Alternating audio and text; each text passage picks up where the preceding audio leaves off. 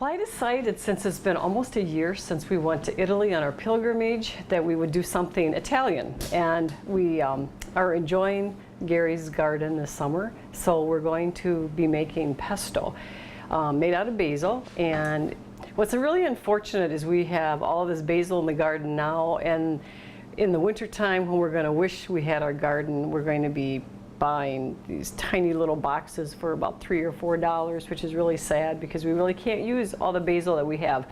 But to preserve some of that basil, we're going to make the basil pesto, and then we're going to freeze it in little ice cube trays, and then we can bring it out in the wintertime when we need it. So I've been cutting the stems off of the basil. We're going to triple this recipe because we have so much basil. So I've got about 4 cups already. And Gary is out in the garden, and he's going to bring me in some more. This is what our basil looks like, and I just take the leaves off of the stems because we don't want stems in the basil pesto. Some of the leaves we find the ants have gotten at, so if you find some holes, you know, like that in your basil, then you probably don't want to use that one for your pesto. But we had quite a bountiful harvest. So Gary, oh, there he comes. Do you have some more basil for me? I certainly do. Good. So we're going to triple this recipe. We're going to triple the recipe, so we need 6 cups, and I've got about 4 cups right now. Gary's actually the one who does most of the cooking around here and really enjoys making things with basil, right, and for eggs and different things. So. Yeah, fresh basil in scrambled eggs is terrific. We always do that. Every morning we'll have a few eggs, and I'll put in some spinach and some basil and some fresh ground pepper, and then throw a little Parmesan cheese after the scrambled eggs are just about done. Sprinkle a little Parmesan cheese on top, and voila. That's you it. have yourself some nice scrambled eggs. I just threw some leaves into the wastebasket. I wasn't supposed to do that. Okay. I have myself reversed here. Okay, well, this recipe calls for we're doing about 6 cups.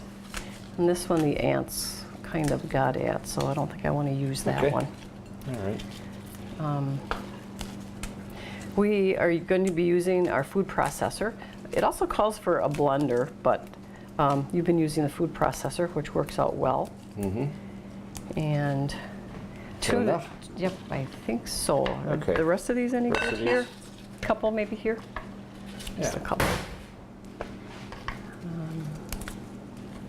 And like Ruth said, we like to do this because we've had a bountiful harvest on the basil, and before it all goes to waste as fall is nearing, hate to say that, but we want to freeze as much of this in a pesto form as we can, so rather than let it overgrow itself and go to waste. So. And I actually got this idea from our neighbor Carrie next door, who we were talking to her about her garden, and she said that she freezes it, so we'll be using that later. Use ice cube trays. So. Okay, so we're going to start with, in the recipe, we'll just give you the recipe for one recipe, but we're actually going to triple it.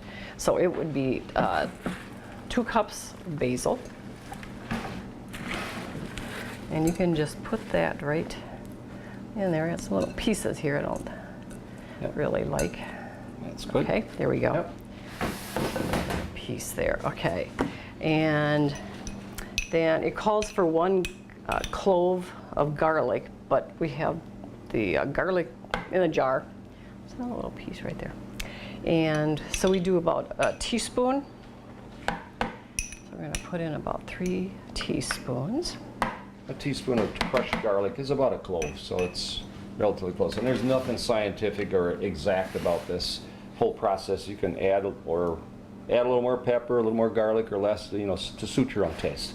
So. Okay, and then it calls for pine nuts, but pine nuts are very expensive. Mm-hmm. So you can also use walnuts. So we're going to add a 1/4 of a cup for one recipe. Just kind of put in pepper, grind your pepper to taste. And if you really want to spice it up, you can put in some cayenne pepper, if you so choose. It's just a little hotter than black pepper.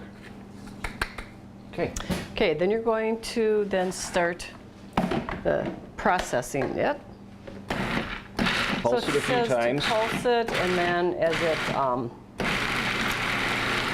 then with it still running, then you're supposed to start adding the oil. But can you do that? Because one day I tried to, oh, right in there, okay. Because one day I tried to add some, and it was not letting me turn it on. I must have turned off.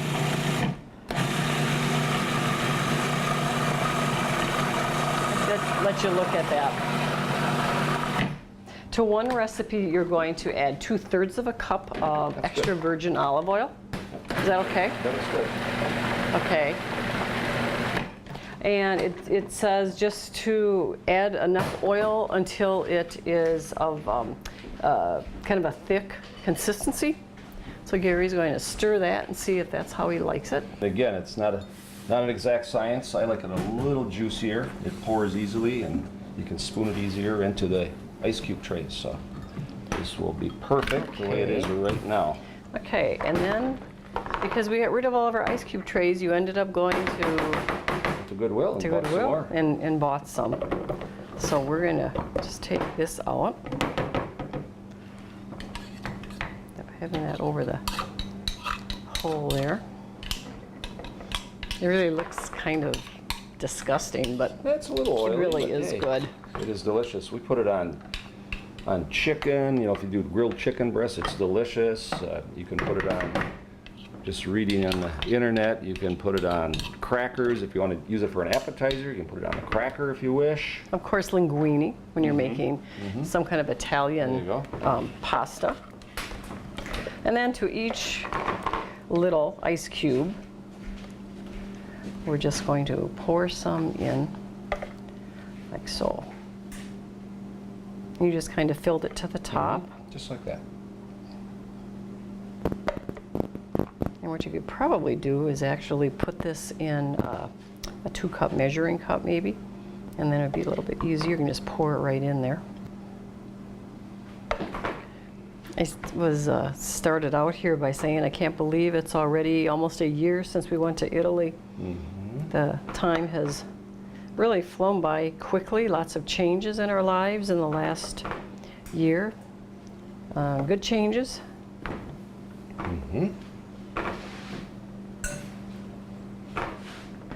There. Okay, so we've got one. So that's basically what you're going to do. And let's set that aside. So we already have made some, and so then when you want to bring out your basil, because it's in your ice cube trays, Gary's already used a couple here, so we just put them in the ice cube trays, covered it with saran, and then just like ice cubes, then you're going to break it apart like that. And then we've decided then to make it even easier, you can then just pop them out. And then you can have them in a container, so they'll stay fresher by having them in an airtight container. So this winter, when we're ready to use some basil pesto for our chicken or eggs or whatever, it's all set to go. Absolutely. Love it. So from a slice of heaven, until next time, happy cooking.